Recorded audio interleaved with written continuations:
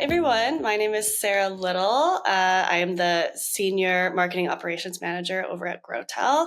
And before we dive into this interview, I just wanted to thank you to the CityBiz audience for listening in today. Let's just dive in. Today, I'm interviewing Bryan, the CEO and founder of Growtel and Playbook Media. Hi, Bryan. How are you doing today? Hey, Sarah. Excited for this conversation. And also want to say thank you to the CityBiz audience. Excited for you guys to listen in. Perfect. Well, let's just dive right in. I want to go not all the way back to the beginning of your life, but I want to kind of go where you kind of started your entrepreneurial career, starting over at Facebook. So I know you worked on the Disruptors team there, and you worked with a lot of high growth companies. I just want to know about the challenges that you learned when they were faced getting their products into a bigger audience. Yeah, absolutely. So at Facebook, we started this team. It was called the Activation Team, and it was before we rolled it into Disruptors.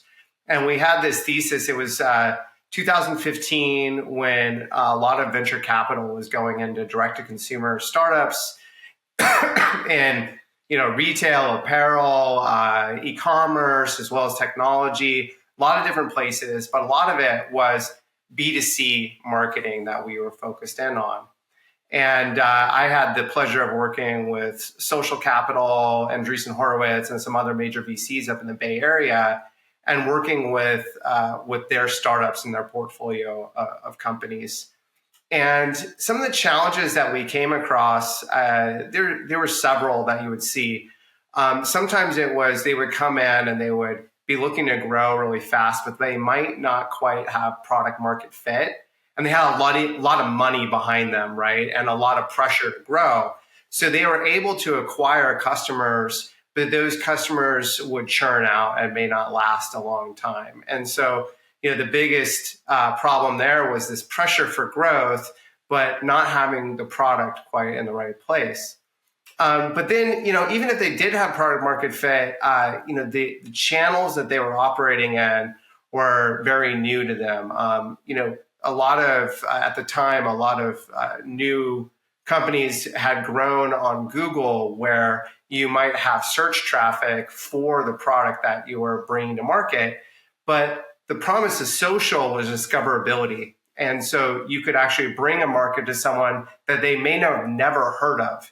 You think of something like a baby sleep monitor to make sure they're getting enough oxygen at night because you're concerned of, SIDS, sudden infant death syndrome. That was like one of my clients, right?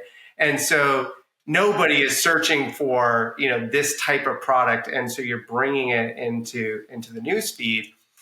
And people had no idea how to really use Facebook effectively. And they had talked to lots of agencies, big network agencies, as well as small boutique agencies.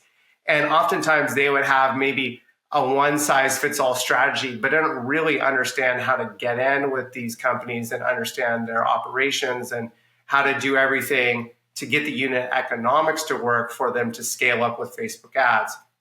And so I was charged with kind of coming in and really understanding their business and how to position the product to their consumers, as well as use the tactics that we knew were working well within the channel itself to help them drive that growth. And it was a pretty exciting time. I got to work with a lot of really interesting companies. Do you have a favorite company that you worked with at your time at Facebook? Yes, I do. There's a company called Mack Weldon. Mack Weldon is a seller of men's basics. And at the time when they first came up, they were selling only men's underwear, and they had very provocative ads and were very popular within the gay community. But they make the best underwear in the world. And one of the hard parts was keeping their lights on because their ads kept on getting flagged for being inappropriate. But they were just doing the same thing that women's underwear companies do. It's just pictures of men in underwear. But there were some people, I think, that took offense to their ads. But I started wearing their underwear then, and now I buy all their basics. They're one of my favorite clients of all time. They make wonderful stuff. Oh, very cool. Tables have turned on the men's side where the underwear is a little provocative. It's Yes, yes, hilarious. yeah. Them and MeUndies. MeUndies was another one that came up during that time. I think people may know that brand a little bit better. Yeah, that one sounds familiar. I would suggest Mac Weldon over MeUndies. All right. All right, City Biz audience, just so you know, that's the underwear to pick. But yeah, moving on, I'd love to know what the motivation of starting the first company that you founded, Playbook Media. Yeah, so after helping so many startups and seeing the agencies sort of fall flat on their face a lot of the time working with those types of companies, I decided, hey, I think I can do a better job at doing an agency. And one of my kind of ethos too was that I saw a lot of companies that were doing marketing that I didn't really feel like added a lot of value to the world. And so my thought process was, hey, I can go out, do an agency, help startups to be more successful, and then also build the capability to do marketing well to empower great ideas. And so if you ever go to my personal website, my kind of saying is great ideas die in the dark. And that's really what my long-term goal is to build the marketing function to help entrepreneurs thrive and to empower great ideas. And, what I think is the biggest sin in the world is for there to be a great company, great product, great idea, and for them to spend all of their money on customer acquisition and do it unprofitably just for them to go under. And unfortunately, I saw that story over and over again. Too much pressure from VCs to grow a company unsustainably, or this thought of we'll acquire customers now and make them profitable later, and those types of things that kind of made me sick to my stomach, to be honest with you. And so I felt, hey, I can go out and do it and help these businesses and these ideas to be more successful. Really cool. What's the thing that Playbook Media focuses on for your clients? So we sort of, in the beginning, right, it was paid social because I came from that world and that's where most people knew me. And it's like, hey, you should talk to Bryan. He can do paid social. But we've built it into a full service digital agency at this point. So we do media buying across all platforms. So we do creative development, so user generated content, as well as big shoots, connected TV buying, in addition to, the standard social and search platforms. And then we have a big measurement focus. And this kind of comes back to what I was saying in terms of spending money unprofitably. A lot of people don't really understand the marginal return aspect of marketing. And so we help our customers understand, okay, what am I gaining from each incremental dollar spent? And how do I spend that the most wisely to drive the greatest return for my business? And so helping our customers kind of model that effectively is really core to what we bring to the table. And then we bring in the expert execution and creative resources to empower that on the back end. Nice. What are the maybe name 2 or 3 mistakes that you see brands when they're thinking about growth, not short-term, but long-term growth for the foundation of their business? Well, one of the things you just hit on there is short-term versus long-term. I see a lot of brands focus too much on the short term. They think about customer acquisition or return on ad spend, and they're hyper focused on those things. And they're not thinking about, well, what is my customer lifetime value? How do I get this person to come back and purchase from me more often? And how do I grow the revenue from my current customer base? And that's extremely important because you run into an 80-20 model all the time. 20% of your customers drive 80% of your profit.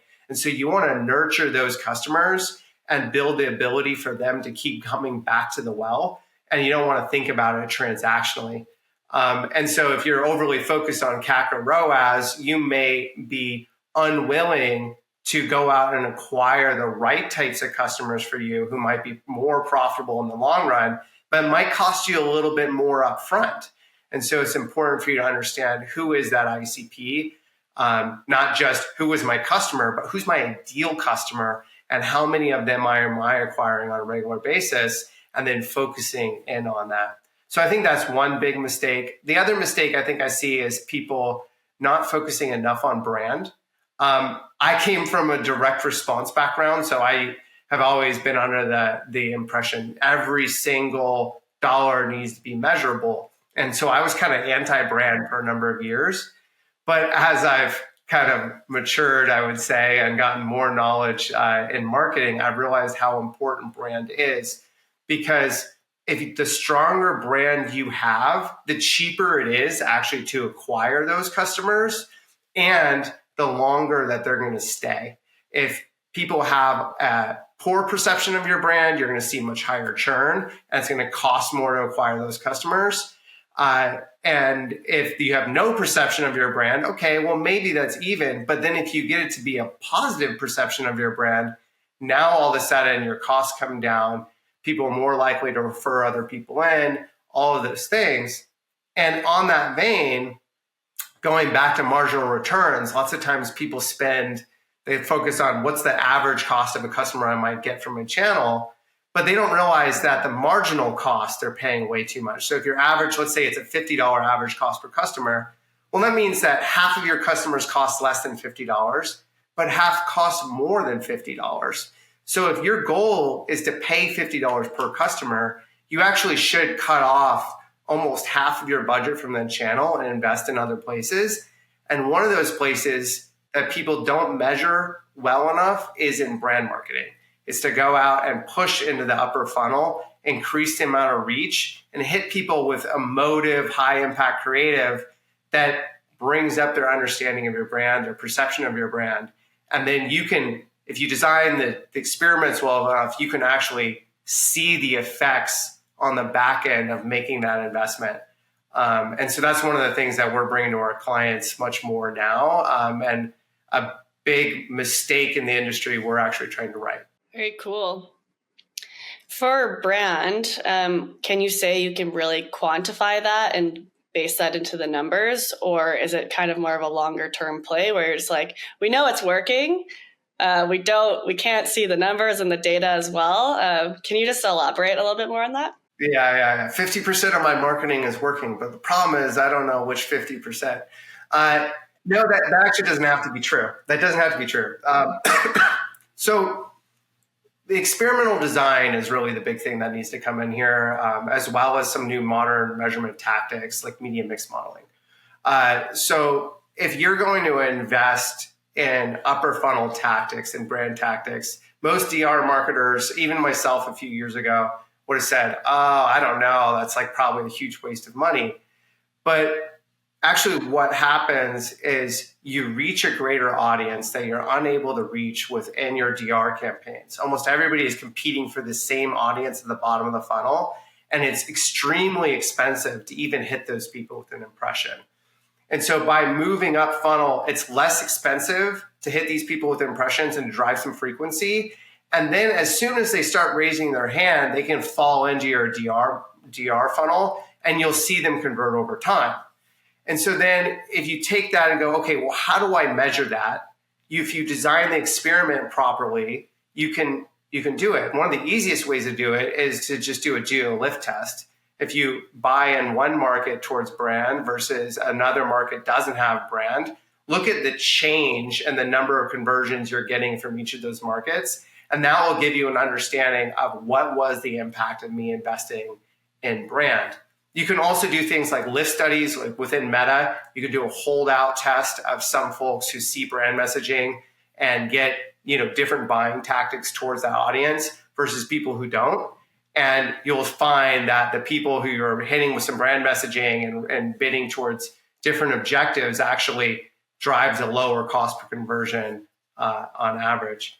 And then media mix modeling, now powered with AI, allows you to turn around a statistical model on all of the different marketing functions you're doing in-house and say, is this affecting revenue or is this not? And you can actually model out those diminishing return graphs on each channel and then determine where you're going to allocate your budget to the ones that are giving you the best incremental return. So these are all different tactics that we bring into our clients. Amazing. Now, I know you have your whole entire agency side, all of the clients on that side, but there is also another company that comes into play called Growtel. Yeah, where does Growtel come in, and how does Growtel differentiate from Playbook Media as an agency and just in general in the market? Yeah, it's a good question. So one of the things in building an agency and a bootstrap business is we wanted to provide more services to our clients over time, but you have this chicken and egg problem. On the one end, you want to sell in a new service, but you may not have the expertise to actually execute that service in-house, even if inherently you know it's the right thing for your client. So if you sell it, but don't have that expertise, you run the risk of hiring an amateur to do an expert's job, right? And hurting the quality of service you're bringing to our clients, which is a non-starter for us. But if you hire ahead of that, well, then you're out the cost of that hire, which if you're bringing in a true expert in a function and marketing, they're expensive, right? And so since we were bootstrapped, we're looking for a way to kind of solve this problem. And one of my advisors who ran marketing for, recruiting for Google, for LinkedIn, for a bunch of different places, super smart. She just told me, Bryan, you just need a bench of talent. You need a bench that you can tap into whenever you're ready. And so you should always be recruiting. But nobody likes being said, oh, I might have a job for you. I might have a job for you. And you're sitting there, And so Growtel came up as an idea to kind of fill this gap. How do we have a bench of talent that we can tap into, but also give them jobs on a regular basis? And so building out a funnel on one side of businesses who might want to hire, and then the great talent on the other end gives us the ability to tap into that talent, but also for us to place that talent directly within companies.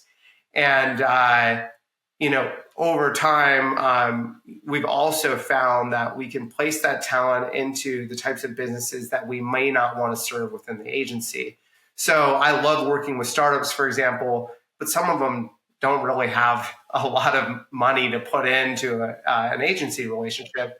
But we can bring in an amazing fractional person who has really relevant industry expertise on an hourly basis. And now these early stage companies, the ones that really want to succeed, can access very high quality talent without it breaking the bank. And so I love being able to connect great people with great companies, and that's really what we do at Growtel.